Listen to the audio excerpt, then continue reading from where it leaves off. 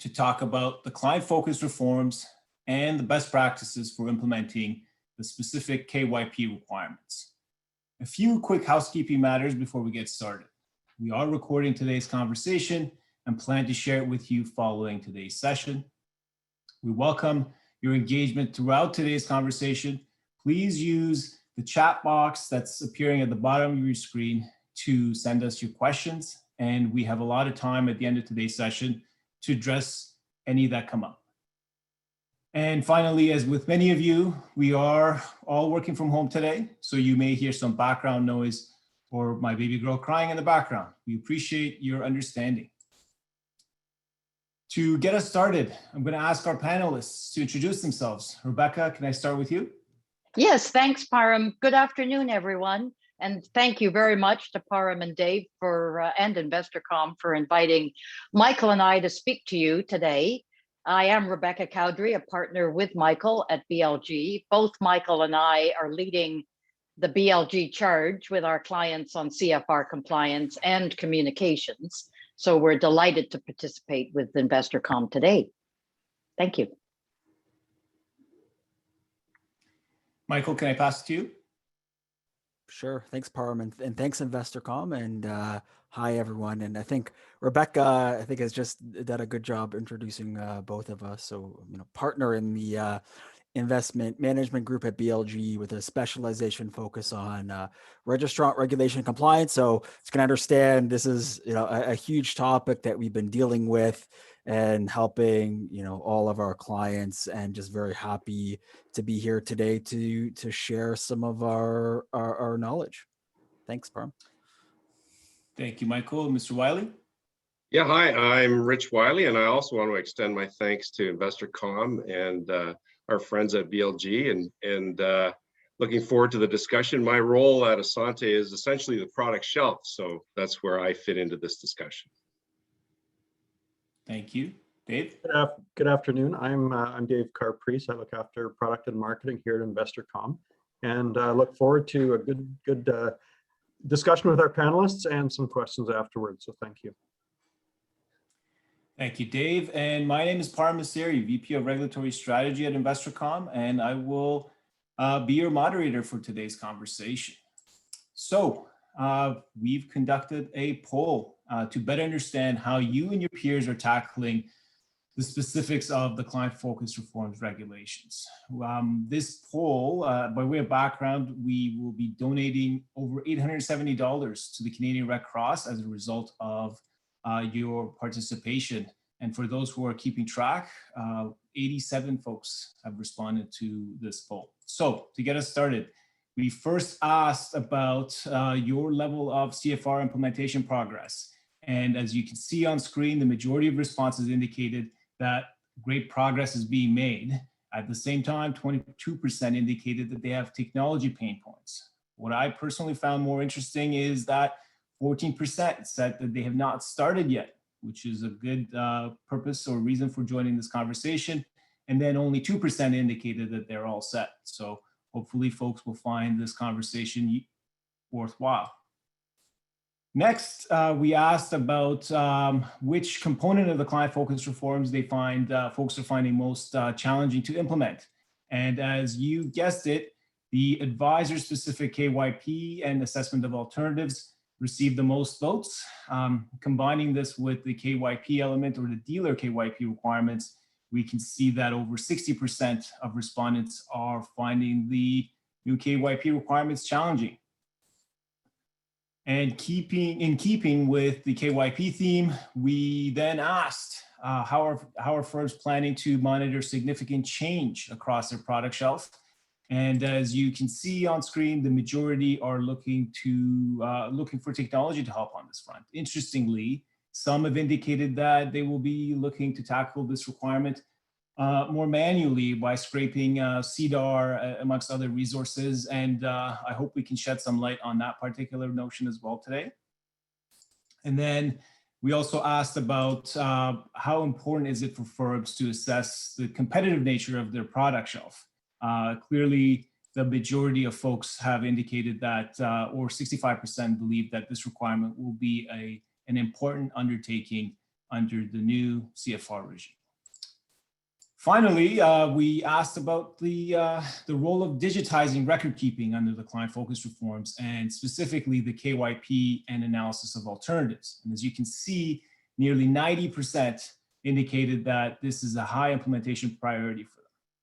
So folks, thank you for participating. Hopefully you found some insight in seeing how your peers are tackling the specifics of the client focused reforms. And with that, let's move forward to our agenda, where we will level set on where we are on the client focused reforms journey and what to expect in the next 7 months. Then we'll dive into the dealer specific KYP obligations, and finally tackle the advisor's new KYP responsibilities under the client focused reforms. And as always, we've allotted time at the end of today's session, so please send us any questions you may have through the chat box. Okay, so with the client focused reform implementation deadline only 7 months away, Rebecca, can you comment on what you're hearing in the industry? What are some priorities that are top of mind for the registrant community? Thanks, Parm. Love this slide, by the way, and I love the poll results. It's great to see that 62% of the people are making great progress. But like you, I'm also interested that only 2% it really are all set. That's very optimistic of them. But it's also interesting to see what people are finding the most challenging. And for sure, we're talking and working with our clients on exactly those topics. Many a question about the meaning of the words used in the KYP rules. We're going to get to those, and the companion policy discussion, which again, we're going to cover. But it is really crunch time. I think we calculated, is it like 40 days away to June, 40 business days away from June 30th. So it's crunch time on the conflicts rules. Because the disclosure requirements are being enhanced with the client-focused reforms, this actually has meant a lot of original writing, which, along with ensuring that the right conflicts are identified and addressed. And there is a little topic of what does it mean to to address conflicts in the best interests of clients. We're not going to get into that today, Param, are we? But it is a real issue that I don't think we're going to resolve in the next couple of years, really. But KYP, I just want to note, really fits squarely into the discussions we're having with clients on conflicts, because many firms today distribute proprietary products, sometimes or oftentimes alongside third-party products. And one of the critical ways to manage that conflict, said to be, which is described by the CSA to be almost always a material conflict, is to know your product and ensure the competitiveness of those proprietary products, and whether you can say that you have reviewed a reasonable range of alternatives or considered a reasonable range of alternatives. So Param, it's all tied together, hence the importance of this discussion today. And I'll just leave it there and let you carry on. Appreciate it. So Richard, given Rebecca's context and a great background, I wonder, as one of Canada's largest independent wealth firms, can you touch on how Assante specifically is progressing on the CFR journey? Yeah, for sure. One of the things that I just following on what Rebecca said in that small percentage that felt that they were all the way there, I think as soon as anyone feels that they're all the way there, they're not. And that's not to dissuade people from trying to get all the way there. But if you think about how this has evolved over time, it's my expectation that we're going to see a continuation of the evolution of the regulatory environment. I don't think anything is shocking in that. But I think one of the things that comes out of this is that the ability to kind of step back and take a look at what is really expected. And when I think of the early days of this, and again, I like the very twisted timeline instead of that nice straight line, and this graphic is perfect for that, in that the first level of consultations, the back and forth discussions, would have led anyone, me included, to believe that the scope and scale of this undertaking was really beyond anyone's ability. And the fact that you get the sense that at a time there was the belief that you could have a knowledge of all of the entire universe of investable products or investable assets, which clearly isn't the case. So the back and forth process has kind of narrowed it down to a point where I think we're maybe a little bit better able to deal with this. And I think one of the things that we think about, and again, it reflects what Rebecca was saying, that our firm is a firm that essentially, since we're wholly owned, we could be construed as distributing our own proprietary product, as well as we are an open shelf and we have a multitude of other offerings, third parties, if you will. And this is one of the things that we've had to come to terms with. And I think one of the things that is fairly self-evident when you're dealing with something like that is that you're going to become reliant on technology more rather than less, and our industry is no different than any other. And so, and again, looking back at the survey results, those who are kind of going to work with the more traditional method of, here's a fund firm, they're going to send a mail out, and we're going to be aware of a change in a product based on them, and say, you know what, you're inundated with emails these days. And going to CDAR, how many documents are now filed on CDAR versus 5-10 years ago? It's like the volume is going to be a challenge for anyone that attempts to do it that way. And so from our perspective, I think the only reasonable approach is to adopt more of a technology approach. You're on mute. I'm on mute. It was going to happen. It was inevitable. Thank you, Richard. So over the course of the CFR implementation journey, we've held a number of industry events like today to hear feedback from many of our clients about the overarching implications of the KYP requirements for both investment dealers as well as advisors. Michael, can you provide some color around sort of the why around the KYP requirements and why the regulators have specifically or explicitly put something down on paper around the KYP requirements? Yeah, for sure. Thanks, thanks, Par. Sorry, Rebecca. You go ahead, Michael, and then I'll join in. Okay, I'll start off, and I'll We're both ready for this one. I think we're both ready and prepared. I want to answer it. To me, I think there's been guidance in the past, and I think if you look at the companion policy to 31103, there's discussions about basic proficiency requirements that representatives, the individuals have to understand the products and the risk features, et cetera, of the products that they're selling. So I think it's been there, this requirement. It has not been expressly stated in the rule in 31103, but there's been the companion policy, and then there's been additional guidance. From 2014, there was a CSA notice about KYC, KYP, and suitability, sort of linked all of these concepts, and sort of really sort of got the ball rolling about how important KYP is in this process. We can't ignore the SROs, IROC, and then the MFDA in particular, and the MFDA staff notice that I think has been around for quite a while now on know your product obligations. So I think it's always been there as at least a general obligation, and under these general obligations that firms had, including to deal fairly honestly with their clients. Why now? I would say, if the focus of the client focused reforms, as we know, is to enhance the relationship between firms and their clients, putting in place an express KYP requirement into the actual rules, makes sense if that is, the goal here, because I think, we know that knowing your product is a fundamental part of the overall suitability process. So I think, that is probably, why is that it's just a fundamental part of the relationship that the rule, should reflect. So that's what I wanted to say. Rebecca, I don't know if you wanted to add on that. You're on mute, Rebecca. Rebecca, you're on mute. I'm on mute, and you missed my joke. I said I'm older than Michael, so I remember some older regulatory initiatives.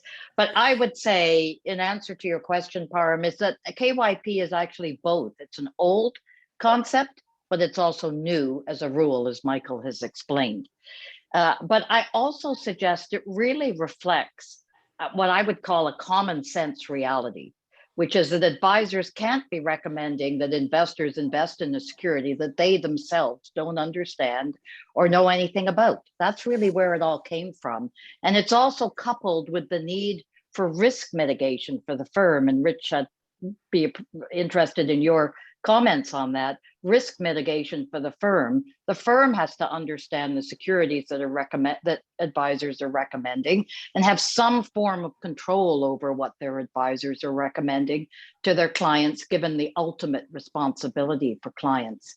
And so, as Michael said, the concept really was written down by the MFDA. We have to give credit where credit was due back in 2005 with the need for firm level due diligence and the approved list for product shelves, and the need for monitoring of changes, as well as advisor education and review.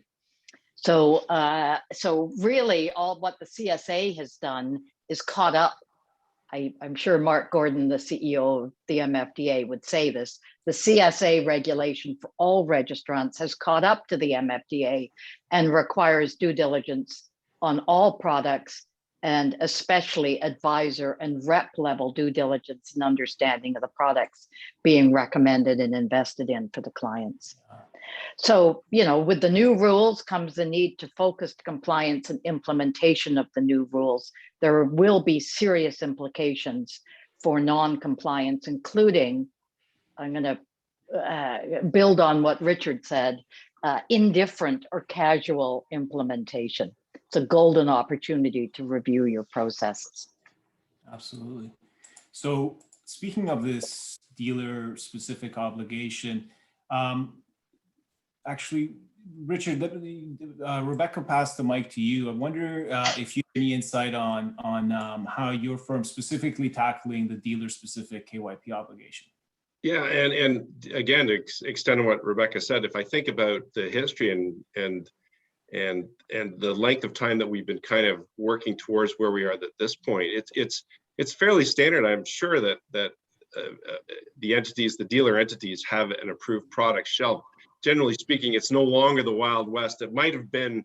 I'm probably the oldest one here, so it might have been back when I started, but it's not the Wild West anymore. So I think processes have been put into place over time that have contained the shelf from not everything to some sort of subset of that. And I think that's one of the things that, as we move forward, there's a I don't hesitate to say the word risk, but perhaps it is a risk that the shelves of dealers, generally speaking, will have to be diminished in order for them to fully be able to state that they do in fact understand all of the products on their shelf and are monitoring them on a regular basis for any material changes. And so if you think about it, it's simple math, really. If you take a look at the latest list of FundServ codes, and the last time I looked, it was around 95,000. So if you're an open shelf and you say, well, that's my product shelf, and you say, I'm going to spend 5 minutes of due diligence on each individual FundServ code, then you've got a couple of man year or woman year or person year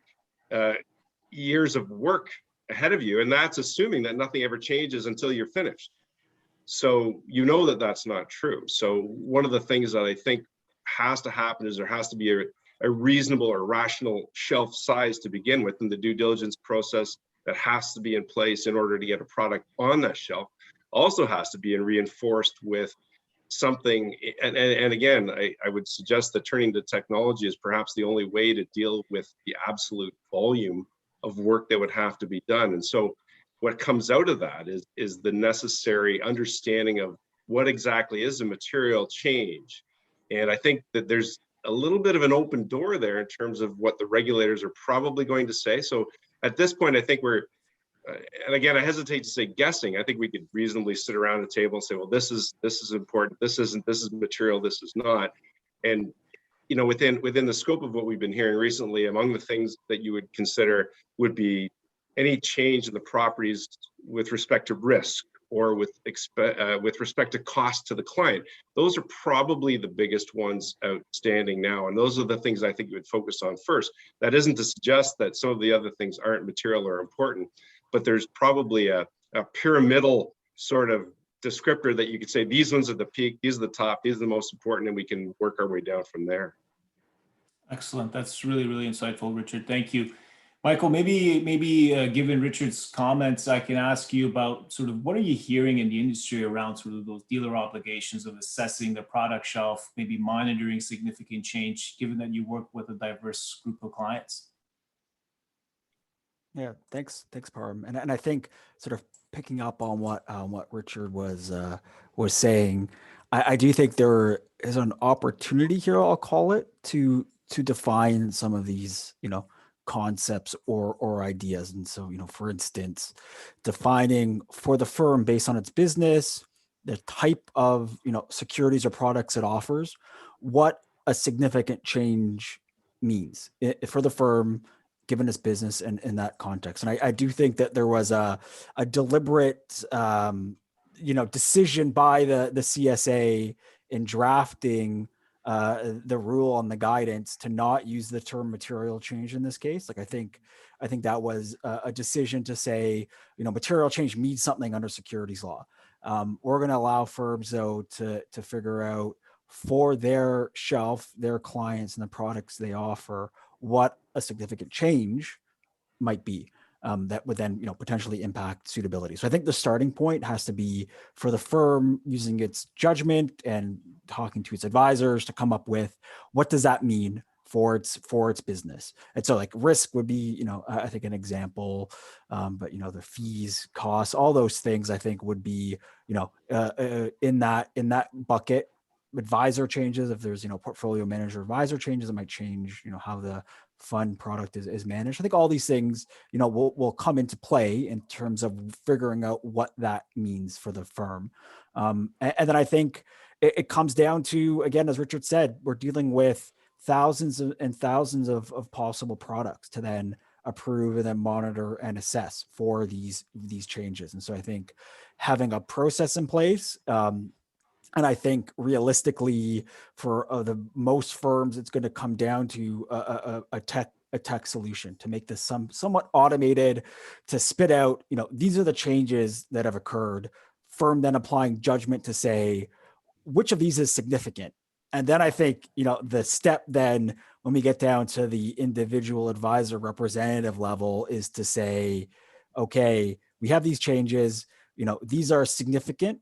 How is this then going to impact the suitability determination for my clients that hold this product? And then that is where I think the rubber really meets the road from the professional judgment perspective for the actual individuals.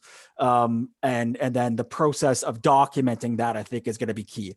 It's going to be key to say that, the representative looked at the changes, assessed significance, using this process that's in place, and then did this determination to see how this impacted, different client accounts, and then documenting all of that. So I really think that's kind of where, a lot of firms are sort of landing and looking. I think it's going to be sort of key in the entire process.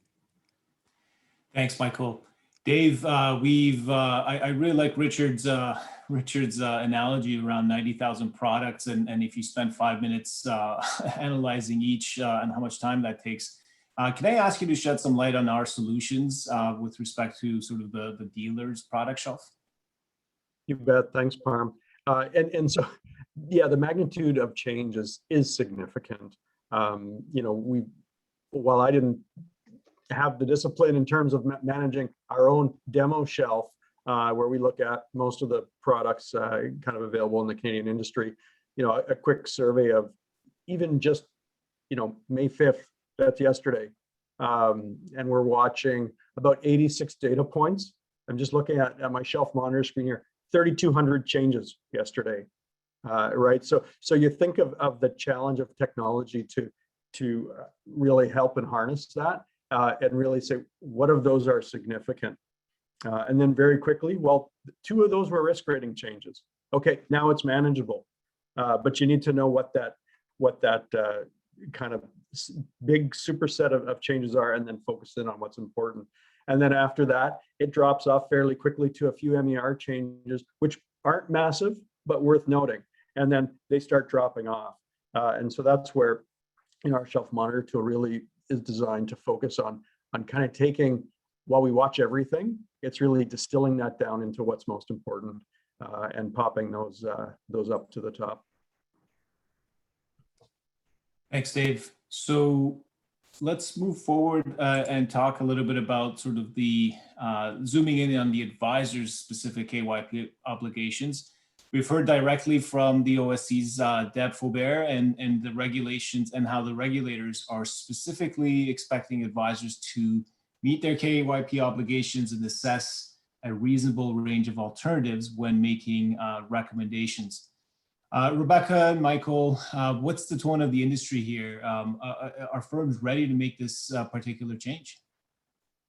Why don't I start, Michael, with all of that? Certainly, from my perspective, Parm, in speaking, we speak mostly with legal and compliance people, the people who are responsible, I think, within the firm to make this happen with the business people. Certainly, everyone's very aware of the requirements. The focus is more on ensuring proper documentation and training on the new requirements right now, as well as documenting the process for ensuring compliance. I just want to go back to something what Michael was saying. It sounds a little bit trite, but you have to have a written process. And Richard's comments, you need a technology solution, but I would say you got to start with a written process. Review the requirements, expectations, sort out how you're going to do it for your firm, then write it down and actually do what you say. That I know again sounds a little bit trite, but you've got to make sure that people not only know that they're, not only you write it, but people actually follow it. And you'll want to establish a group to be responsible for that and have written, recorded records of, written minutes, written discussions, and then the results of the due diligence, and an easy to maintain record that others in your firm, particularly advisors, can have. So I don't know, Michael, if you want to add to that, what are you hearing? I'll just add briefly, and I think just echoing that, I think that's all important, and I think training is going to be really, really key. I mean, we know now there's an express training requirement under the CFRs for firms, and I think having a training process, again, written, documented, track training process that you can sort of identify that reps are actually attending and involved and all that kind of thing is going to be important just generally across all of the client focused reforms and the requirements. But I think this would be an example on KYP where I think that's, really, very critical on KYP, and then, suitability, because at the end of the day, I take the view firm is going to have a process, a great process, let's say, but if the reps are not actually following that process and documenting following that process, I think there's going to be challenges eventually in terms of, down the road compliance reviews. And I think training is going to be a big part of that, just to make it a understandable and well-trained process that everyone can sort of follow and engage with. This notion of sort of documentation, as we saw in the poll results, is quite elevated already. But I wonder, Rebecca, maybe this whole remote work posture, does it play a role? Or does it elevate that even more now? Well, what I'd say to that, Param, is that I think we're all into a new, if I can put it this way, a new way of working. The days of in-person meetings, the days of paper and printing are certainly over for a little bit anyway. It's really showed us you can do what is required from anywhere, and where you are doing things. You could really do what is required from anywhere. And it showed us also that where you're doing things is not relevant, i.e. it may be more tough, as you say, to work with crying babies in the background. Parm, I have cats, so it's harder to work with cats. But what I'm really saying is that the mantra has to be, have a process. I said that before. Make sure people know the process. Said that. Make sure it's easy to comply with. I just want to really emphasize that. People have to want, because I think there's a little bit of a sense that, well, I've always been doing that. Why are you asking me to, why are you emphasizing? I've always done this. So that's where I think you've got to make the process easy to comply with, using that process that's easy to use. And that's documenting, recording, and record again your decision-making process as an advisor.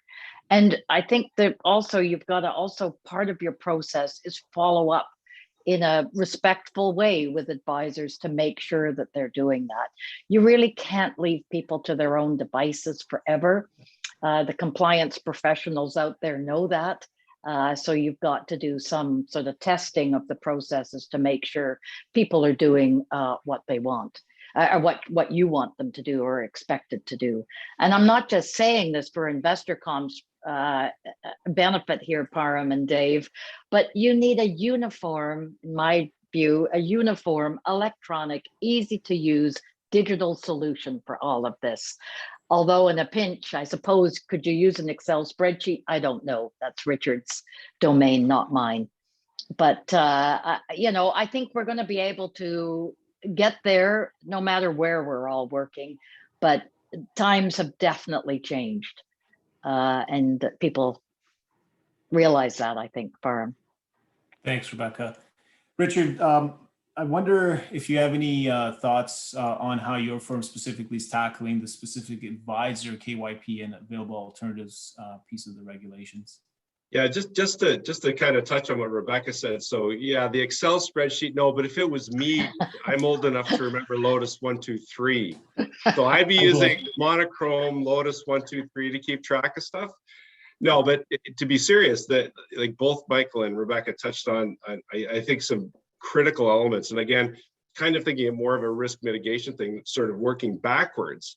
It's when it comes time to speak to the auditor, to speak to the regulator, if you're the advisor, you want to hear, you know what, you're being asked to show your work, you want to be able to do that. And I mean, everybody knows that. We say, well, you get from this down to this, so well, how did you do that? Show us your work. And so I think one of the things that is got to be foremost in the minds of advisors and dealer firms is, how do we get from the process now? And again, it's no longer the Wild West. And you think about an advisor that has a favorite portfolio manager that's got a favorite product, and you've always been happy with the risk return profile. There are a number of things that you've always liked about this product, and so you've got clients that are invested in this. And so I think the step forward from that is like, well, you don't just like it, you got to be able to show why you like it. And so you've got to be able to demonstrate quite clearly, and enough for someone else to actually review and say, yes, you did look at this.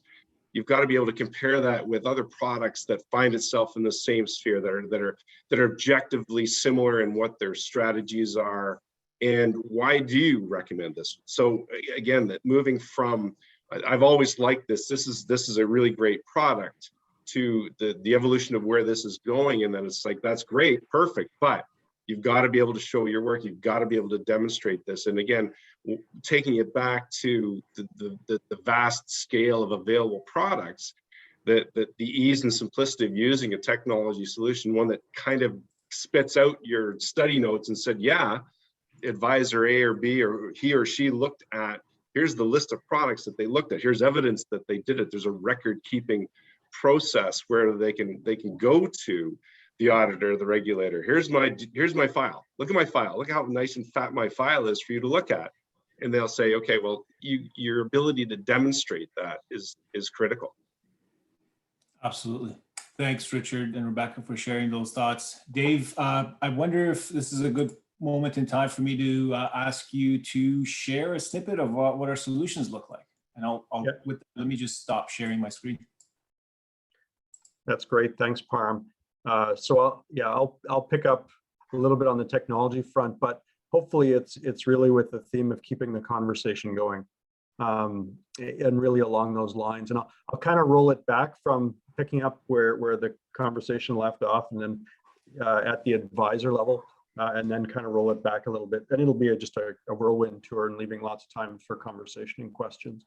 But if we think of that alternative or reviewing alternatives part of the conversation at the advisor level, that's, Richard talked about I've always done it this way. Here's my preferences. How do you show your work? How do you provide some of that backup and the framework to make that process easy? And our peer compare solution really starts with that journey. And so you think of the, sorry, sticky fingers here. You talked about that recommendation workflow where, the other parts of client-focused reforms kick in, where, they've done their KYC, they've thought about, investor preferences and what kind of investments are right to recommend. And then there's the consideration of alternatives. So in this case, I have this real estate equity fund that I'd like to recommend, and it's a go-to for me if I say I'm an advisor.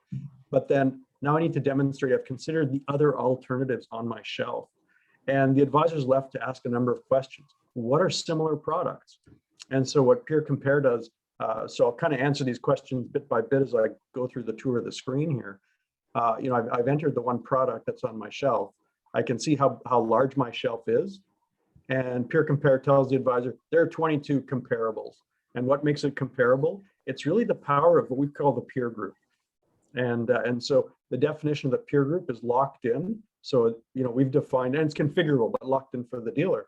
And so in our environment, we've used category, risk rating, time horizon, share class, and fund series as our comparables in this case. And so there are 22 products that look the same as this real estate fund. And then, so if you could explore as an advisor, if you think of that educational element of KYP, you can see what's on your shelf, all the different products that are similar. But then also importantly, how do you compare, or what that consideration, what does that mean?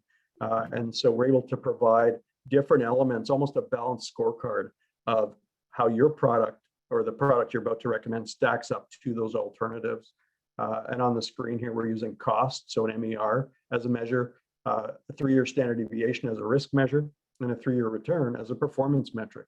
And you can see across this peer group, which is, it's important, so it makes it manageable across the peer group, how does this product stack up?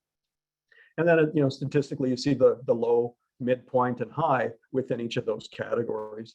But really taking that intuitive part into this is you drill down into a product, and then very quickly you see, how does this product stack up? Well, it's less than the midpoint of its peers on cost. It's right at the bottom of its peer group on risk, and it's above the median when it comes to performance. So if you think of those guardrails or the consideration, I think, and Rebecca, Michael, feel free to chime in here, but our interpretation of the CFRs is not about there is one best product or there is always one product, and it's not just the lowest cost product. It's really about the balance, but also when there are other factors, that's fine. It's just a matter of saying there's a process by which we can document and say we've considered alternatives and we go forward with a recommendation. And so just to close the loop on that workflow, right, you go in here and you connect I'll say the research effort you've done to the investor to whom it pertains, and there's an opportunity to now also include various reasons or notes. It could be free. This is all configurable. Might be free-form advisor notes of why she's recommending this, or some key points, checkpoints within your process that you've defined to say, yes, I want to attest to, I've considered goals, diversification, there's an existing holding, so this is just an additional contribution, and perhaps the investor asked for this specifically. So in cases where something objectively does not look like it's in the client's best interest, there may be mitigating factors, and you won't have all of that in a system, but at least it takes a lot of the noise out of KYP away and lets an advisor walk through that process fairly quickly, document it, and then once you complete the recommendation, it's done. So you've got a compliant recommendation, and you can demonstrate now, if called upon later, what that looks like. But the key really is unlocking what I say, the power of that peer group. I've given the time here, so the record keeping aspect, as soon as I hit complete recommendation, it all goes into our archive. So those documents, the snapshot of what the universe looked like on May 6th at 1:40, is reproduced, can be pulled out there and is in the archive. So an advisor always has that backup, including her justifications for that recommendation at that point in time. So I kind of want to take that part, which is really the advisor experience, and how peer groups really help make that a doable thing. Means the firms have to make a few key decisions, really the ones that the CSA has said, use your professional discretion. So it's what are comparables? And that's defining what peer groups are. What does consideration mean? Well, it's really picking your your data elements or your data points, that what you want to use consistently across the board.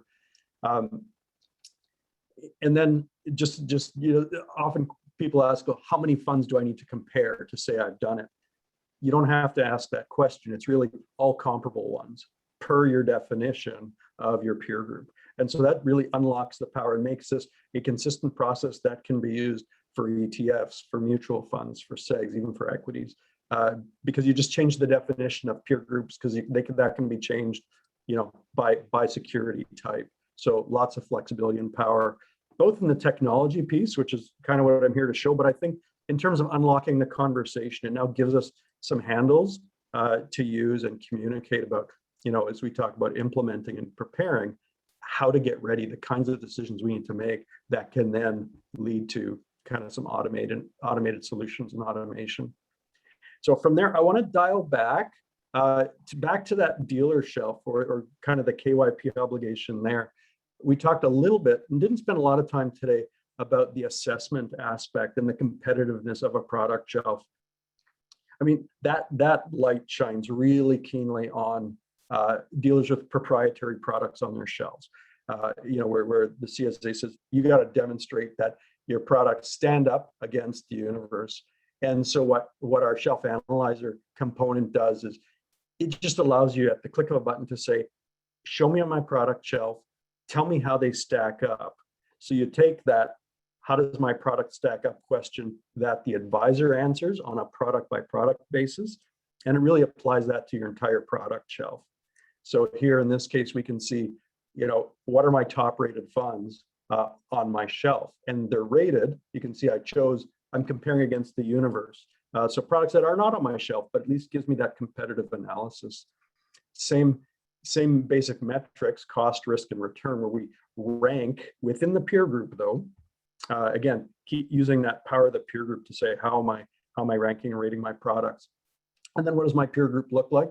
You can see here, category, risk, time. So when all things are similar, this is a top rated product in that category. So really powerful way to unlock or understand how do we get past, how do we manage that assessment aspect of it. And the last piece, just visually, Parm, I'll just show you, I talked about, our shelf monitor piece. And when we talked about the amount of changes, this is the data I was referring to when I did a query on May 5th. Our product shelf that we were monitoring has 67 fund codes, so not all 100,000 there, Richard. But when we watch 86 fields on that day, we had 3,200 changes. That's quite something.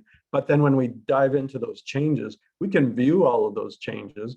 But the ones that pop to the top, these are the ones I talked about. The risk rating, 2 that went down by 1 step.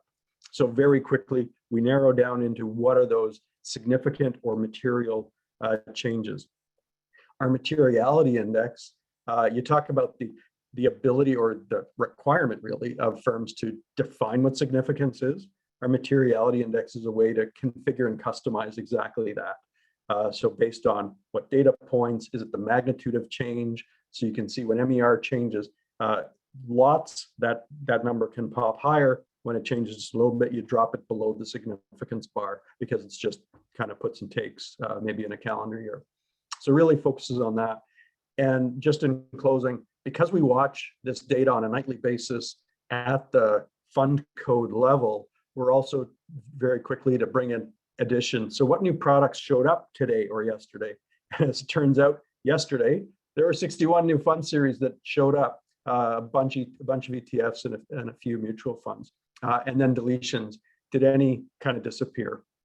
And in this case, there's a number of fund codes in this one series of Manulife that kind of went off the grid yesterday in our data feed. So just in a nutshell, really taking those key requirements of KYP at the firm level, assess and monitor, and at the advisor level, assess alternatives and record it and document it. It really kind of brings that all to life. So I'm going to pass the screen and the baton back to you, Parm, just to, I think we're on track here to take some questions. And you're on mute. Thanks, Dave. Appreciate it. Thanks for doing that so quickly. We've got a bunch of questions coming in and we appreciate your engagement. I'm going to try to do my best to quarterback some of these questions. So folks on the panel, please come off mute because we're going to have a fun lightning round of questions being thrown at you. So starting with some legal or sort of compliance specific questions. What are some considerations for in-house dealers distributing only products manufactured by the parent company? Any initial takers for that? I'll take that, Parham. It's Rebecca. I'll take that. I mean, that distributed by the parent company, those are proprietary products because they're all sort of affiliated. That goes to, you know, and I'm going to let my biases show a little bit here. Do you mind? But I do feel that there is a focus on proprietary products that is, you know, it comes through in the regulatory things as being negative. It isn't really negative. A firm can still have a business model where they only distribute proprietary products. But the key is, I think, as Dave was showing, is to show that you still have to conduct the due diligence on those products, even though you're related to the head office. So, you know, you've got to run them through the same due diligence that you would do if you were selling a broader shelf. And you have to make sure somehow that they are suitable for the broad range of your clients. You know, you've got something essentially for everyone. That's how I would answer that particular question. I don't know if anyone else wants to add anything. I think Rebecca, I think you nailed it. Let's just let me give you something somewhat similar given the conversation we had today. The regulation states significant change needs to be monitored. Does the industry have a definition for this particular term? Specifically, the challenges around mutual funds, ETFs, stocks will all have different data points for significant change. You know what?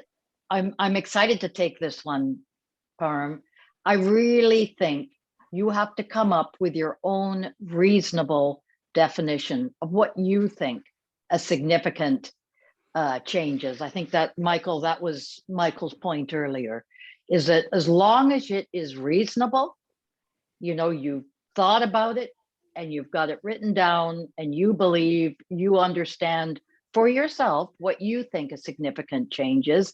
And again, as long as it's relatively consistent, you're not an outlier in the industry, I think you're going to be okay. Michael, is that what you would say as well? I would. And I think that flexibility to leave it up to firms is almost an opportunity too, because you're not going to be pinned down by, you know, a definition that you may not like. And so it gives the flexibility for firms to come up with their own reasonable, workable definition, taking into account, again, their products, because some firms might, you know, really, let's say, only be selling investment fund ETFs versus, you know, equity security. So it may not be the same definition in those contexts. So I view it as leaving it up to the firms, given the business makes sense. And I kind of see, you know, going back to, you know, our favorite topic of, you know, conflicts of interest and materiality. I think it's sort of a similar idea. The firm knowing what it knows and the guidance comes up with what is reasonable for it and its business. And I would leave it sort of at that. And just to add a thought of my own, and I don't know if that would necessarily agree, but it certainly follows on what Rebecca and Michael have been saying. I think too, as this is a relatively new thing, I think you probably see over time, perhaps not a consensus per se, but I think you might find that there would be at least a little bit of a a centralization or a growing belief that there's this kind of a core or maybe best practices view on what that means. But certainly at the start, I think it does make sense for each of the individual dealer firms to say, well, this is what we think it is. That'll, just the nature of this business, that'll get bounced around and refined as time goes on. Yeah, I totally agree with you, Richard. I mean, but I also would just add to that, I wouldn't worry about, unless you're completely offside, unless you're completely, an outlier, I wouldn't worry too much at this stage, making sure you're absolutely the same as Richard Wylie here. But it would be nice to be like Richard Wylie. Yeah. But anyway, go ahead, Parm. Next one. Parm, let me add a piece here. I mean, as the non-compliance professional on the panel here, but having spoken with many of the firms who are tackling this, significance is, I mean, the simple way is it's a change that makes a difference, and it's a difference in what. You look at all the different policies and procedures, difference to suitability, a difference to the position of that product on your shelf. So if there's a fallout of it, it's probably significant. If you're doing nothing about it, it's probably not significant. Absolutely. So on that point, I'm trying to interpret some parts of this question, but I'll throw it out anyways. On average, how many mutual fund products to which a firm's advisors have access to should be compared? So there's some legal aspects of it, and maybe there's some technology aspects of it. So how would you go about, given all the mutual funds out there, how would you go about comparing them? So the quick I'm not going to take that question. Well, I would, just to kind of volunteer, I would think this kind of reflects what Dave was showing us earlier in terms of the firm sort of establishing a peer group, I think was how it was referenced. And it's conceptually, yes, there's thousands and thousands of mutual funds, but if you think of the category, the SIFIS category, or the strategy behind it, I think it'll narrow the field. And again, there may be enough that's too many to compare to. So, and again, not hesitating to just pick on the major manufacturers, but there are ways to kind of contain that, so you're not actually trying to compare the universe when you're trying to compare a product with something that would be reasonably viewed as the peer. I mean, there's going to be some art and maybe a little bit less science to that, but it's probably something that's actually doable. But again, within the limitations of what's a reasonable number. So you can't compare every single individual mutual fund, but if you narrow it down to a focus on what you're actually trying to accomplish, I think there's a way to make that more manageable. Yeah, I agree. I'll just add from the technology front, the idea that peer group just takes that decision out in a way, and through the definition of the peer group, that makes the decision. So you're comparing it to all similar products per your definition, and then as opposed to when you pick a number, immediately there's subjectivity. There's always going to be subjectivity somewhere, but the peer group says it's at the firm level where you're defining peer groups, not every time an advisor is choosing to go through the process. Thanks, Dave. Okay, here's another subjective one that might require some professional judgment. What is the level of frequency for dealers to assess and monitor their product shelves? Any guidance out there in terms of the frequency at which firms, or from a dealer's perspective, firms would tackle that assessment and monitoring piece? Like again, just a volunteer, I think that it's an ongoing process. I don't think it ever stops. If you were to become aware of a material change, again, going back to the old days where you would get an email from fund firms saying, oh, by the way, we're closing this product, that's a material change you need to be aware of. It can be overwhelming, I think, if you just think in the vast term of numbers. So it's I guess there's a bit, the art part of that is to trying to decide what's a reasonable amount. And I think it probably will take the firm getting accustomed to or becoming used to how their own process needs to evolve to make sure that they're doing it frequently enough. I mean, is it daily, maybe too frequently? Is weekly sufficient? I don't know if there is an exact answer to that, but it's no longer a case where you can say, oh wait, we approved this back in the day, we're fine, and we'll monitor it if the fund company sends us an email notice. I don't think, I think it's got to fall on the spectrum somewhere in between those two things. And I'd argue at this point, probably more frequently is what's being sought. And I would just add, I think when we're talking about the suitability obligation, these changes will also play into that. So it's not, as Richard said, just, relying on a communication from a fund company. Like there's other things that these changes might impact, where if a fund all of a sudden goes from, one risk level to a really, really high risk level, let's say, that is no longer suitable for client accounts, then, there's going to be an obligation there. And that's more, I guess, at the individual level, but obviously the firm has to have a process in place to make that happen. Thanks, Michael. There's the cat, Rebecca. I see it now. Dave, we've got a couple of technical questions for you. So I'm going to combine a few here. I think there's a question specifically. Yeah, there you go. Specifically around sort of would this tool that you've demonstrated apply to IROC specifically? What types of products? I think there's some questions around ETFs and equities. Are they part of that platform? And then let me just throw one more question quickly at you because it's a good one. Is the risk rating an exact match or a maximum? Will a product with a lower risk rating, but somewhat similarly, show up as within the same peer group? Good question. So I'll just tackle both of those. So on the first one, we're data agnostic. We group things by security type. So out of the box here, we've got ETFs, mutual funds, liquid alternatives, equities, seg funds. For Canada, we've got all those product types really available to us. The second question around the peer group definition and is it risky and less risky? It's actually an exact match is kind of how we're coming at that. Thanks, Dave. Okay, this is somewhat of a technical legal question. Let me give it a try. So does the KYP requirement apply to non-managed accounts or in other words, unsolicited trades? So does the KYP requirement apply to unsolicited trades? Michael? I saw you're coming up. You like to handle. I think the answer is yes. Like it's going to. Again, though, the business of the firm, you have to take it into account in terms of what the obligations are. But unless I would say fundamentally, unless you can rely on a waiver from the suitability requirements, so you're dealing with, in this case, let's say a permitted client, then the obligation is there, and then how it applies to the business is going to depend on the firm's business and the service offering, how it's described to clients, what it does, and the products it offers. Rebecca, I don't know if you want to add. The only thing I would add to that is that there is sometimes confusion over whether if you allow an unsolicited trade, a client says, I want to invest in X, that does not automatically make it part